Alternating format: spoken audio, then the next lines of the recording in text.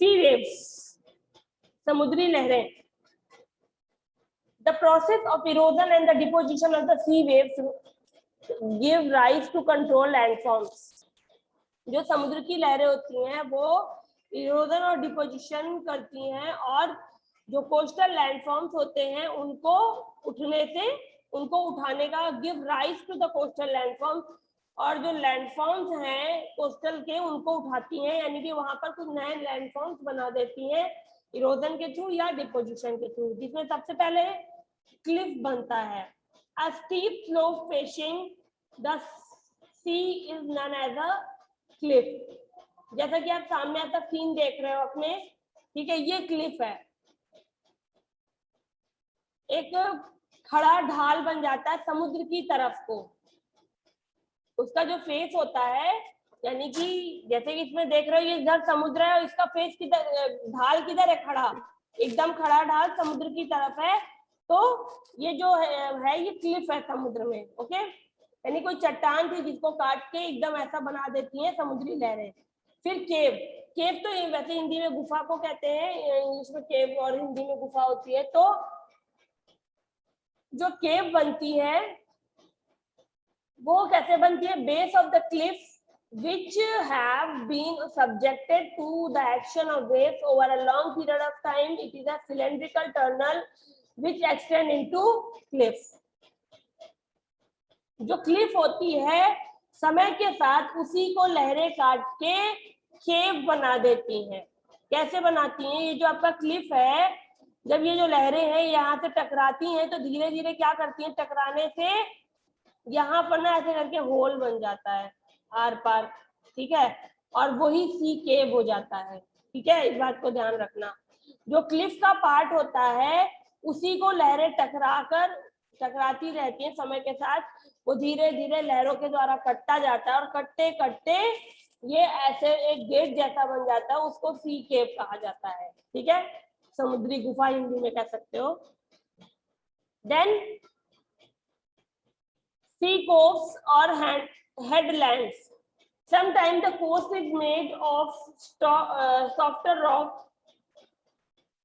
कभी कभी जो समुद्र का किनारा होता है वो मुलायम चट्टानों से बना होता है, सेपरेटेड बाय हार्डर रॉक, और वो अलग कर दिया जाता है हार्डर रॉक्स के द्वारा। यानी सॉफ्टर रॉक और हार्डर रॉक दोनों होते हैं, बट जो सॉफ्ट हार्ड रॉक होती है वो उसको अलग कर देती है। The wave cut the softer rock, यानी जो सॉफ्टर रॉक है वो समुद्र में आ जाती हैं और वो लहरों के द्वारा कट जाती हैं। तो sea coast then and the harder rocks remain as a narrow projection of headlands बन जाते हैं। तो इससे आपके सी कोव और हेडलैंड्स बनते हैं। और सी स्टैक, सी स्टैक होता है कंटिन्यू इरोजन की वजह से। जो हेडलैंड होता है मीन्स है जो आपका केव बना था अभी, ठीक है, जो ये केव बना यहाँ पर। ओके, समुद्र की लहरें ऊंची ऊंची जाती हैं, ऊंची ऊंची जाती हैं,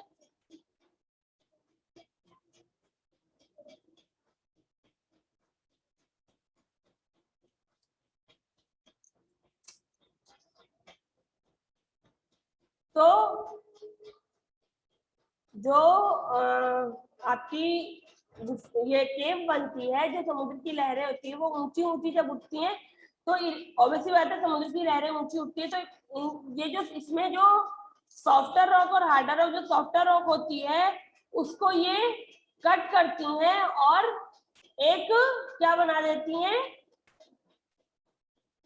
जैसे ये आप नीचे देख रहे हो ना सी स्टैक, तो क्या हुआ, ये कट के अलग हो जाता है ऐसे।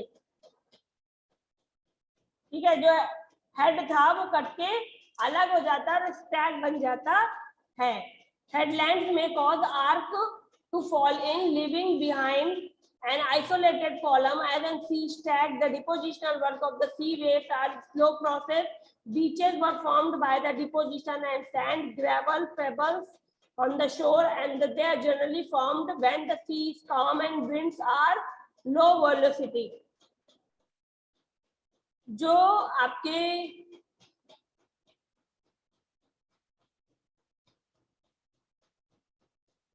जब जो समुद्र के द्वारा बनाने वाली जो आकृतियां हैं यानी जो इरोजन से बनती है वो तो क्लिफ, केव, सी कोव और हेडलैंड, सी स्टैक हो गया।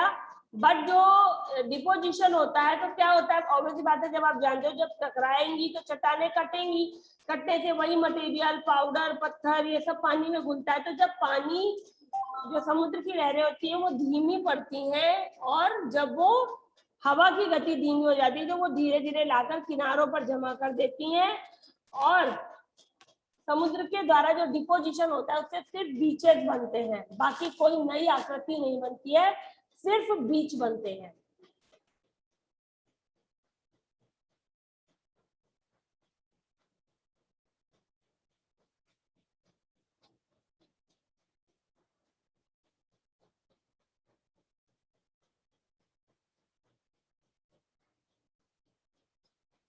हेडलैंड कहते हैं नैरो एरिया ऑफ लैंड, एक जमीन का एक पतली सी पट्टी जो रटिंग आउट इनटू, जो समुद्र से कुछ ऊपर आ गई हो या झील से ऊपर आ गई हो, उसको हेडलैंड कहते हैं। ओके, फिर सी बार, सैंड बार क्या होते हैं, when the broken rocks material are deposited on the sea floor near the coast, जब समुद्र के किनारे पे समुद्र की सतह पर जो चट्टानों का टूटा हुआ मटेरियल होता है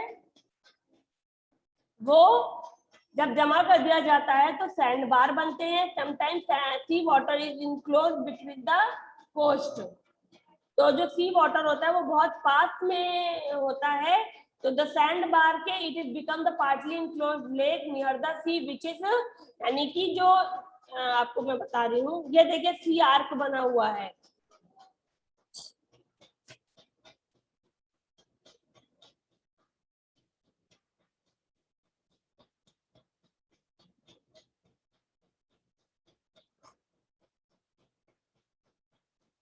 आपका ये जो समुद्र के द्वारा लहरें अपने साथ मटेरियल लाती है उसको कोस्ट पे जमा करती हैं। ठीक है, कोस्ट पे जमा करने की वजह से कभी कभी जो जमा करने की वजह से क्या होता है, वो किनारे से अलग होना शुरू हो जाता है। Sometime the sea water enclosed between the coast and the shore, sand मतलब बालू और जो किनारा होता है उसके बीच में पानी इनक्लोज हो जाता है, ऐसे इधर बालू हो गई और जो मटेरियल लहरें लाकर जमा करती हैं उसकी वजह से ये ऐसे बन जाता है, ये लैगून हो जाता है। ठीक है, इसे समुद्री झील भी कहते हैं। चिल्का जो है आपकी वो ऐसी ही समुद्री झील है। Sea arch waves make act and the headland of the both side forming sea cave, जब हेडलैंड जो होता है, जो जमीन से समुद्र के ऊपर, समुद्र के अंदर से कुछ जो जमीन बाहर निकल कर आती है, हेडलैंड जो होती है उसके दोनों किनारों को, पहले तो सी केव बनता है तो सिर्फ एक गुफा सी बन जाती है, बट जब उसको वो पूरी तरह से खोखला कर देती है तो वो सी आर्क बन जाता है। When two caves and opposite sides meets a sea arc form, जब समुद्र जो गुफा होती है उसके दोनों अपोजिट साइड जो होते हैं वो मिल जाते हैं तो सी आर्क बनता है। यानी कि जो आपका सी आर्क, जो सी केव बनी थी वो इधर से भी बनी और इधर भी बनी। ठीक है, हर जगह समुद्र काटता रहता है, तो जब ये दोनों मिल जाते हैं तो आपका सी आर्क बनता है, यानी कि कटते कटते दो ये बीच की जमीन भी एकदम पतली होकर एक दूसरे को टच कर लेती है, तो ये आपका एक सी आर्क ऐसे बन जाता है।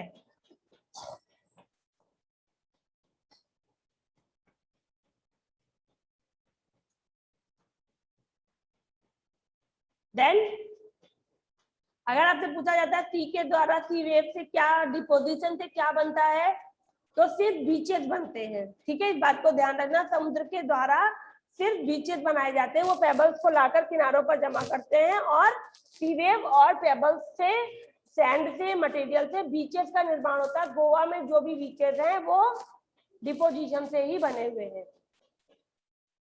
मूविंग आइस, ग्लेशियर जिसको कहते हैं, a glacier is a huge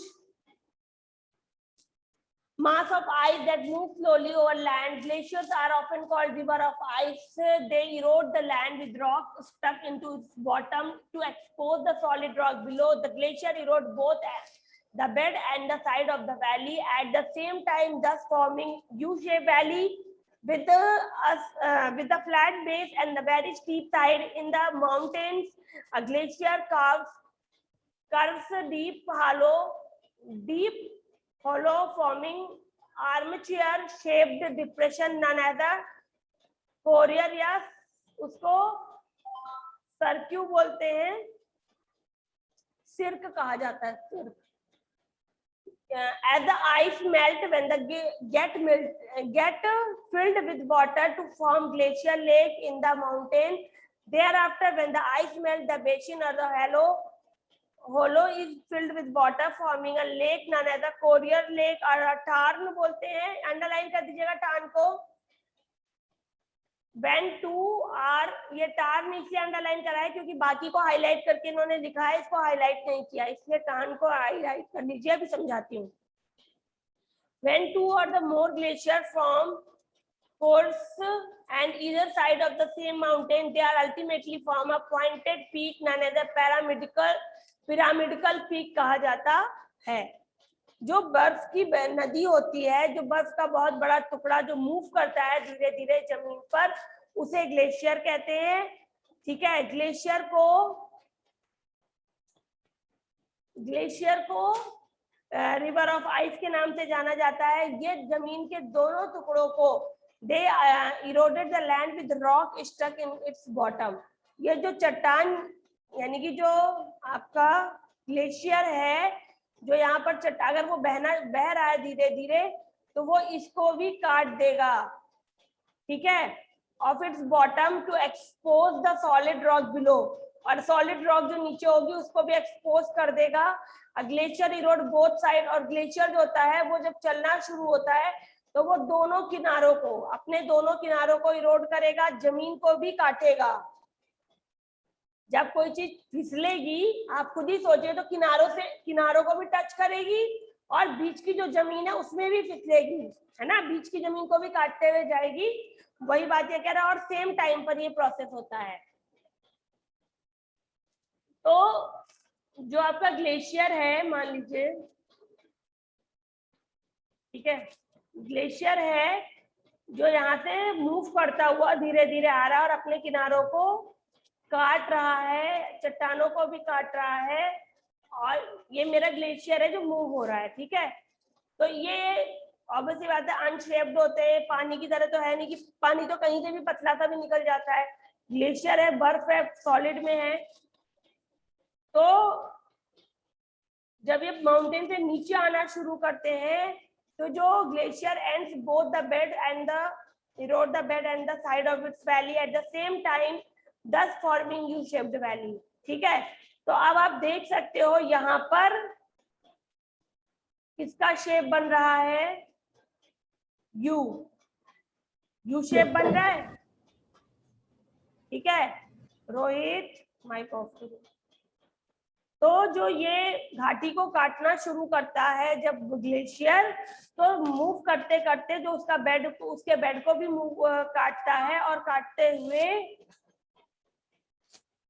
उसमें यू शेप की वैली को बना देता है. यू शेप की घाटी बन जाती है. जब पानी बहता है तो वी शेप की घाटी बनती है, यानी जो नदी जब निकलती है तो जब दोनों किनारों को काटना शुरू करती है, तो जो पहाड़ होते हैं, अगर पानी इसको काटेगा तो वी शेप ही तो बनेगा.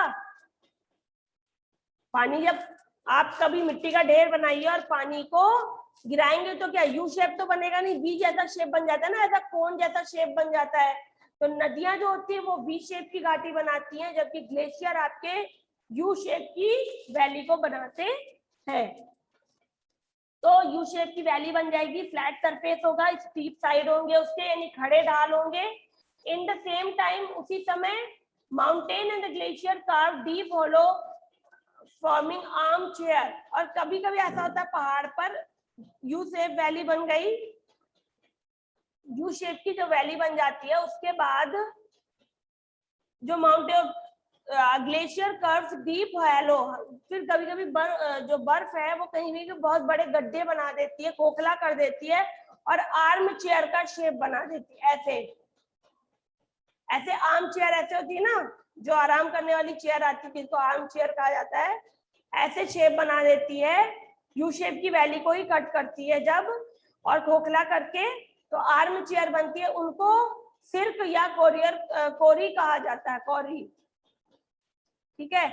उसके बाद जब बर्फ पिघलना शुरू होती है, दे मेल्टेड और the ice melts when they filled with water to form glacier lake. और जब पिघलती है तो ग्लेशियर लेक बनाती है, माउंटेन जो गड्ढे बन जाते हैं, यानी कि ये तो पूरा ऐसे गड्ढा बन गया, बट ये इसका जो शेप होता है वो आराम चेयर जैसा हो जाता है, उसको सिर्क कहा जाता है। और इनमें जब पानी भर जाता है, जब बर्फ पिघलते हुए इसमें आकर पानी भर जाता है, तो उसको माउंटेन लेक या टार्न कहते हैं। और इसके बाद जब दो glacier, when two or more glacier form corridors और either side of the same, यानी पहाड़ के इस तरफ भी आपका वो बने और पहाड़ के इस साइड पर भी आपका टान बनता है, तब क्या होता है, तो उससे क्या होता है, जो पहाड़ी होती है वो पिरामिडिकल पीक बन जाती है। यानी जो यहाँ पर इसके वजह से, जो पहले तो इसे काट दिया तो यू शेप बन गया, ठीक है, बट जब दोनों तरफ पानी की लेक बन जाती है तो उसका शेप ऐसे पिरामिडिकल खड़ा खड़ा सा हो जाता है एकदम, और उसे पिरामिडिकल पीक कहा जाता है। Then the glacier carry the number of small as well as a big rock which they bring down from the mountain। और जो बर्फ की नदी है वो अपने साथ बड़े से बड़े और छोटे से छोटे पत्थरों को बहाकर नीचे ले जाती है, चट्टान के टुकड़ों को बहाकर ले जाती है।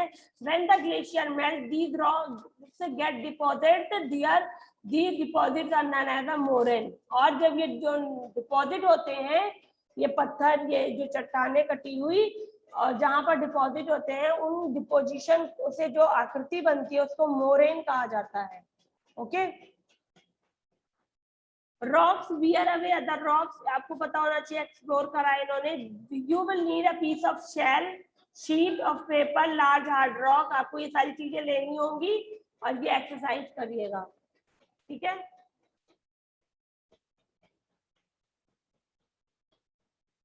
हवा, हवा से क्या बनता है, moving air like moving water and ice is capable to picking up loose debris. Loose debris कहते हैं वो चट्टान जो ढीली हो, फ्रेगमेंट्स या रिमेन्स ऑफ समथिंग डिस्ट्रॉयड और ब्रोकन, जिसको तोड़ा जा चुका हो उसके टुकड़े जो होते हैं वो डेब्रीज होते हैं। तो जो चलती हुई हवा है वो जैसे पानी है, जैसे बर्फ है, जैसे और उसी तरह ये भी जो लूज डेब्रीज होते हैं, जो टूटी हुई चट्टाने होती है, उनको debris and transporting them elsewhere, loose कर देती है, पिकिंग अप लूज डेब्रीज, जो टूटी चट्टाने होती है उनको ढीला कर देती है और उन्हें दूसरी जगह जमा कर देती हैं। The action of the wind is most widespread in the desert, और सबसे ज्यादा विंड के जो एक्शन होते हैं उनको आप डेजर्ट में देख सकते हैं। The dryness and the lack, क्योंकि वहां पर सूखापन ज्यादा होता है, पेड़ पौधे नहीं होते हैं, इस वजह से वहां पर आपको ये बहुत आसानी से हवा जो है, डेजर्ट मेक इट इजियर, जो डेजर्ट होते हैं वो इनके लिए आसानी कर देते हैं कि हवा उनको उठाती है और ट्रांसपोर्ट करके डिपॉजिट कर देती है, लार्ज अमाउंट ऑफ सेडिमेंट्स को वो डिपॉजिट करती है। Wind erosion attacks rock masses and sculpts them into varied shape. जो हवा के द्वारा इरोजन होता है उसमें जो चट्टान का बहुत बड़े बड़े भाग डिफरेंट शेप्स में बनते हैं, यानी इरोजन में बहुत डिफरेंट टाइप की आकृतियां बनती हैं। Wind Erode the lower section of rock more than the upper section part, जो हवा है वो चट्टानों के निचले भाग को ज्यादा तेजी काटती है अपर पार्ट के according. Therefore, such rock have a narrow base, और जिन चट्टानों का निचला हिस्सा पतला होता है और ऊपर का हिस्सा बहुत चौड़ा होता है, they are known as a mushroom rock, उन्हें मशरूम रॉक कहा जाता है। Deposition by wind produce extensive dunes, और हवा के द्वारा जो भी कटाव होता है उसमें जो टूटन फूटन निकलती है उसको ले जाकर ये जमा करती हैं, उनसे सैंड ड्यून बनते हैं। अब मैं आपको प्रोसेस बता देती हूँ। मान लीजिए आपका जो चट्टान है, तो जब ये चट्टान है, देखिए ये है, अब अगर ये थोड़ा और ऊंची होती ऐसे, ठीक, इतनी हाइट की होती तो हवा क्या करती,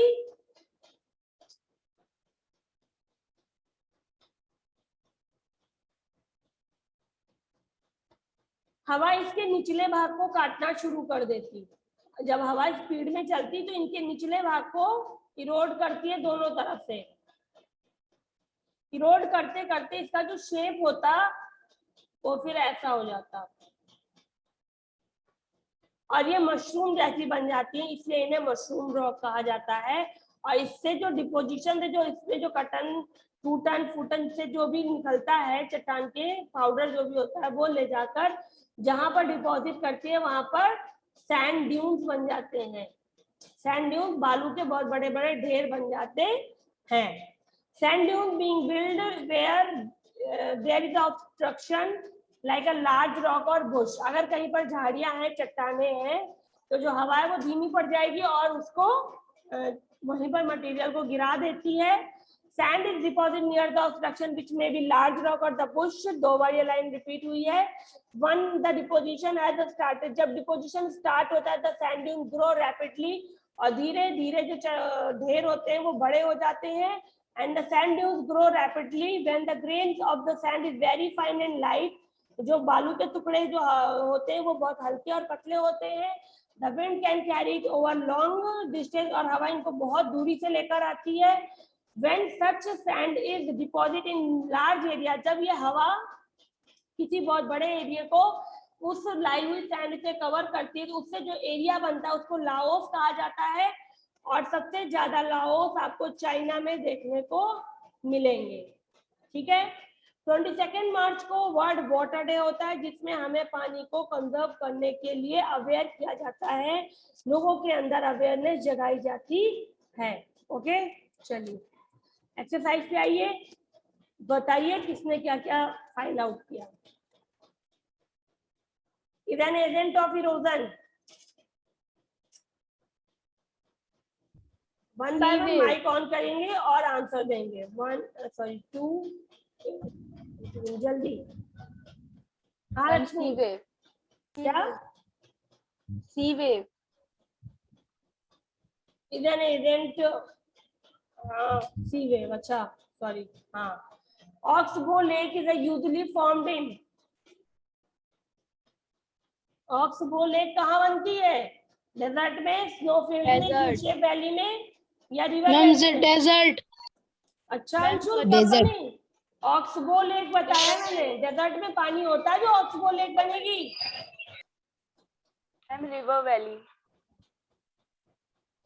नदी बनाती है, मैंने उस दिन भी पूरा डायग्राम समझाया था। जब नदी ऊपर से आती है और उसके बाद जब मटेरियल ज्यादा होने लगता है तो वो अपने किनारों पर जमा करती जाती है, और ऑब्वियसली बात है नदी अपने साथ आती है तो कभी कभी वो अपना रास्ता बदल देती है, और जब रास्ता बदलती है तो जो इधर का भाग था वो अलग कट जाता है, और कटकर धीरे धीरे जो डिपोजिशन है उसकी वजह से वो दूर हटता चला जाता है और एक ऐसे लेक का निर्माण हो जाता है जिसको ऑक्सबो लेक कहा जाता है। गाय के पैर की छाप होती है इसलिए उसको हिंदी में गोखुर और इंग्लिश में ऑक्सबो लेक कहते हैं।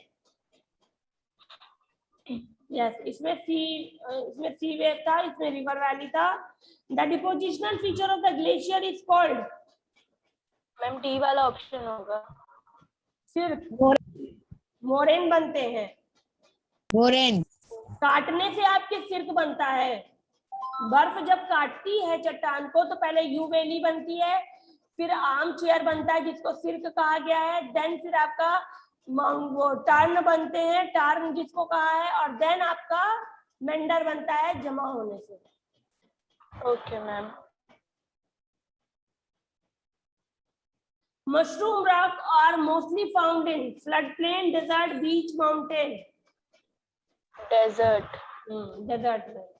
अगला, is not an agent of erosion, erosion का एजेंट कौन नहीं है? Ma'am mountain. देखो चैप्टर में दिया होगा मैम वोल्केनो। और मैम वोल्केनो। कंफर्म। Volcan. अरे कहीं लिखा हो तो पढ़ भी लो।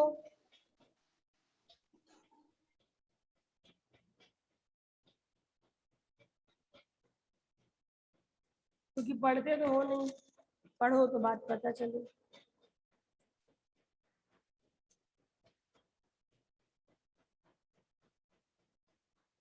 हाँ वॉल्केनो कर दो, is not type of. Yes ma'am, volcano ही होगा। लिखा है, चलो। Is not formed by river in the mountains. कौन is not formed by the river, river के द्वारा पहाड़ों पर नहीं बनाया जाता है क्या? A valley is formed by glacier resembles the latter. जो वैली में ग्लेशियर से जो वैली बनती है ग्लेशियर के द्वारा, वो किस लेटर को रिजेंबल करती है? Ma'am U shape. U shape को। और माउंटेन रिवर के द्वारा माउंटेन्स पर क्या नहीं बनता है?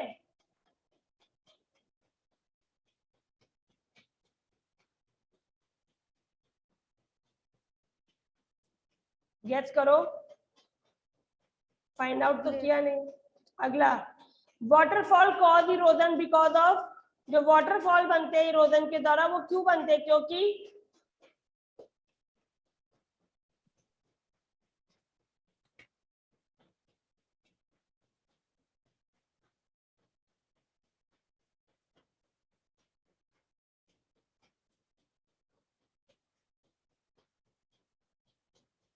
Because of the force by which the water drops. Force के द्वारा बनते हैं जिससे कि पानी गिरना शुरू होता है। और विंड के द्वारा जो माउंट बनते हैं,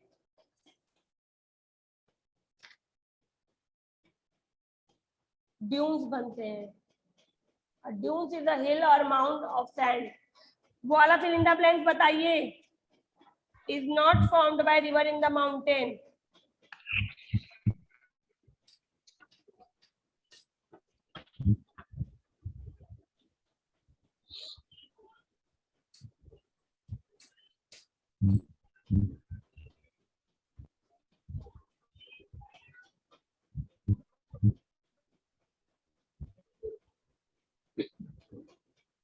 अगला, steep slope facing the sea is known as a Cliff.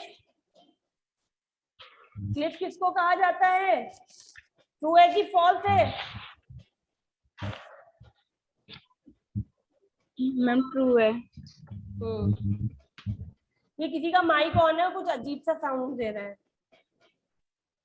Yes, ये वाला ट्रू है आपका। The beaches is a depositional feature formed by the sea wave. Beaches बनते हैं सी वेव से। Mushroom rocks are common in desert region. A dune is a hill or a mound of sand deposited by the wind. A glacier is a huge mass of ice that moves slowly on rivers. False. वो rivers पे move नहीं करती है। Okay, फिर question answer है ये वाला बताइए जल्दी से, फिर इन द ब्लैंक्स में जो बाकी है।